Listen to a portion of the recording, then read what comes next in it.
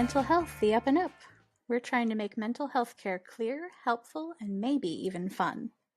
We're chatting with licensed therapists, but this is not therapy. These are simply thoughts and ideas for you to discuss with your own therapist and to help you on your journey of complete wellness. Today, I wanted to talk about how movement can affect our brains and therefore our mental health. So we had talked in another podcast about how thoughts and feelings and behavior are all kind of interlinked, and that how thoughts can affect our feelings and our behavior can affect our thoughts and feelings. So this is kind of one way that our behavior can affect our thoughts and feelings. And that is through moving our body in a particular way. So, Anna, if you could do like a hand gesture for, oh my goodness, I'm glad that's over with, what would you do? I'm I glad have that's something over in mind. with.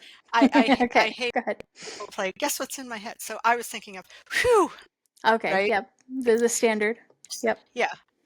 Can you think of anything else where there's a real clear body movement for a particular thing that we want to think about? I always think about the stroking your chin, even Yep. though I don't have a beard. Or the or shaking your Uh-huh. fist. I tend to Absolutely. do this one because I'm like, Uh-huh. Or ah. shake it off. Yeah, shake it off is a good one. Yeah. So we do a lot of those things really naturally.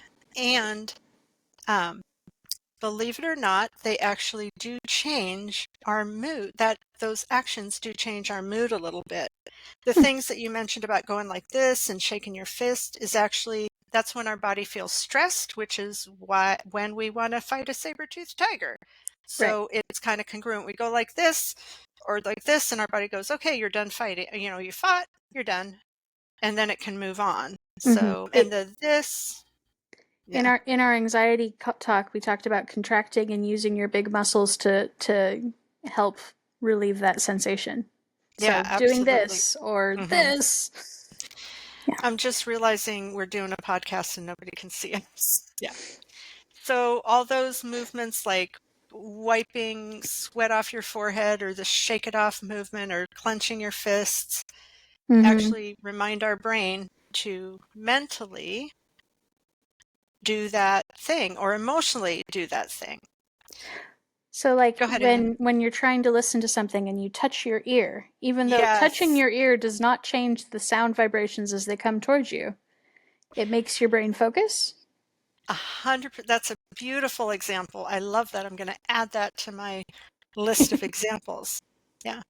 And Okay. you're absolutely right. Touching your ear doesn't do anything, but it tells your brain. Even cupping it only does minorly Mhm. affects how. Anyway, sorry, I interrupted. Yeah, yeah. So that's a wonderful example. I love that. So to begin with, I'll just start with an example very similar to that one, is that when you sing, if you put your hand, in front of you and you want to sing from low to high, la la la la la, if you lift your hand as you're singing, your voice will naturally go up. So la la la la la. And then if you want to go down, if you go la la la la la, it's Okay. very hard. And I've done this literally 50 times with clients and I still can't do it. It's very hard to put your hand low and to start singing high and go high to low with your voice and low to high with your hand. So my Okay. hand is really low, so I'm going to start high. Yeah. La, la, la, la. Mm. Okay, for one thing, I can hear I'm off key. And for another thing, I'm much slower. It's just much more difficult. Oh, the other La thing I la la. notice when I Oh, do that. yeah. Yeah. Are Right. you doing it? Yeah. I'm The other trying to thing, figure it out. yeah. The other thing I notice when I do that, if my hand goes low to high and I want my voice to go high to low, um, my hand may be going the opposite direction, but my head moves the correct direction. So my chin will go up or my chin will go down, even though my hand's going up. If I want my voice to go down, my chin will naturally go down. So my hand Your is low right now. La, la, la, la, la. My head goes way down and forward. And again, it doesn't help. Your Um, body instinctively compensates for the fact that you're trying to trick it. yeah. That's And interesting. yeah. And I guess it's that idea that it doesn't help, but it does help. Like Mm-hmm. touching your ear. It doesn't help, but it definitely helps. Okay. Um, yeah. So in order to use that to kind of make your life, to affect your life the way you want it to, you can use some of those gestures that we've already talked about. If something is bothering you, Mm-hmm. if you think about letting it go while you use the shake it off gesture. um, I had one of my nieces would get really anxious, and I would hold my hands in front of her and say, okay, throw up the anxiety. And Mm-hmm. she'd make the throw up, bleh. And it helped her get rid of some of that anxiety, so, because our body says, I'm putting this outside. My mom did when we were little and we were all being brats. She'd say, "Take your bad attitude and throw it out the back door." And she made us Uh-huh. physically go and throw it out the door. Yep. And it's silly, but yeah, it made a Yeah. difference. There's New Year's tradition in, gosh, I think it's China. If I'm wrong about that, I apologize. Mm-hmm. Where they write their problems down and then sweep them out the door, Ah. which I've done in group therapy sessions with kids, Mm-hmm. but again, it reminds us we don't want to carry that on with us into the new year, There's or we're a getting rid of something. there's a similar tradition in Judaism with the Day of Atonement where you write your sins on a rock and you throw it in the ocean Mm-hmm. to represent forgiveness and not carrying that into as you go into the next new year.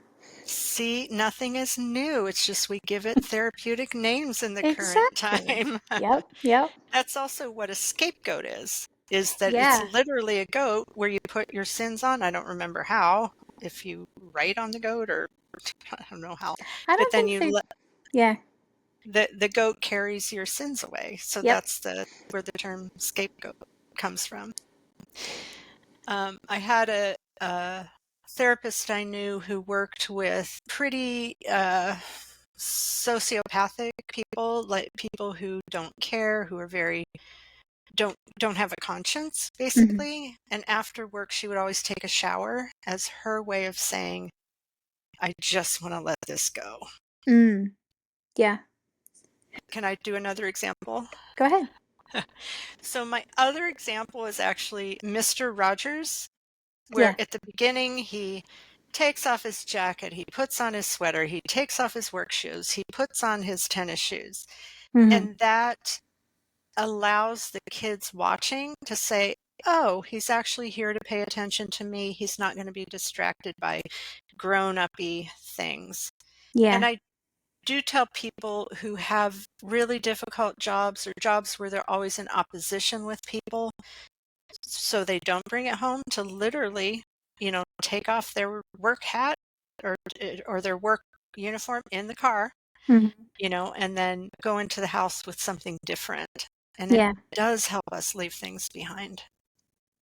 I've know for myself. I caught myself doing this after a few years of doing it, where whenever I'm making a big life transition, I tend to cut my hair Mm-hmm, and take like a full proper shower mm-hmm. and sometimes change my clothes, but not always.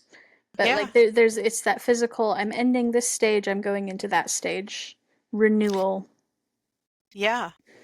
And we can use all those things that we sometimes do without knowing, like you were doing it, Yeah. your body knew to do it, so your brain can kind of get ready for that change or be Hmm. comfortable with that change. We can also use those um, to purposefully change what we're thinking or feeling. Absolutely.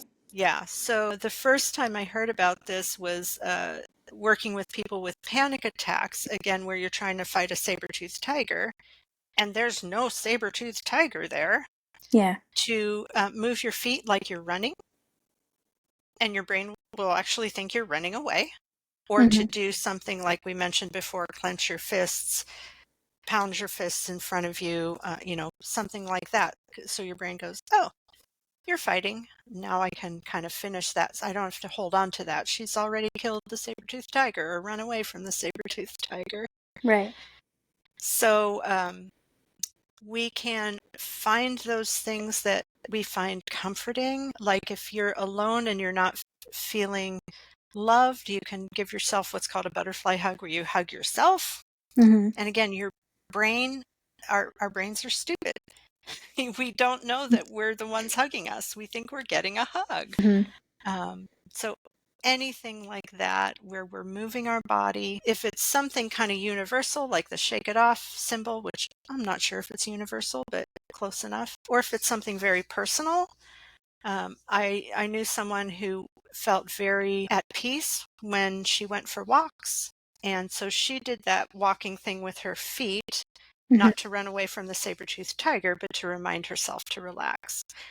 That works with her. That wouldn't work with everyone. So it's kind of being mindful of the gestures that make sense to you with a feeling. And then if you want to evoke, if you want to bring that feeling, want to make that feeling bigger, do the gesture as you're making that change, or thinking of that thing, like the la la la la la la la la la. This is very interesting. I'm going to slightly segue us here because when we started this conversation, I was concerned, not really concerned. I Uh-huh. was concerned that when you said motion to help your body, it was going to be just your typical, oh, well, you need to get out and exercise to help your Ah, wellness and well-being, which is mm-hmm. not bad advice. Right. But everybody tells you that, and not all of us are athletic, and it can get very tedious.